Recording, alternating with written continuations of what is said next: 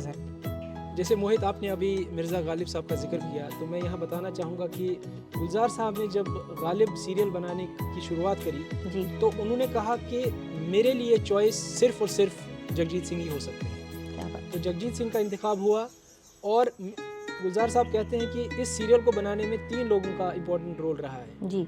नसीरुद्दीन शाह, जगजीत सिंह और ख़ुद मिर्ज़ा गालिब। क्या बात है। तो कहते हैं कि मेरा कोई कंट्रीब्यूशन नहीं था, यही 3 लोगों ने इस सीरियल को जान दी।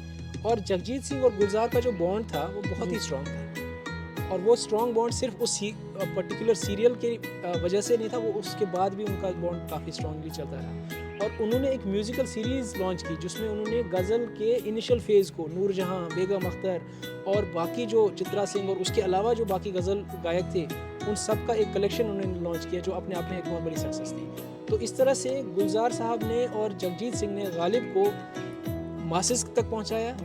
और मैं फिर यहाँ वसीम बरेलवी साहब की बात याद आती है मुझे, को कहते थे कि अगर गालिब जिंदा होते जी। और ये सीरियल देखते और जगजीत की आवाज़ सुनते तो वो खुशी से शायद दोबारा मर जाते। क्या बात। क्योंकि वो कहते हैं कि यार ये आदमी मेरे रूह के अंदर कैसे घुस गया। कैसे चल। तो ये देखिए कि ये कमाल था जगजीत सिंह का। बिल्कुल। एग्जैक्टली।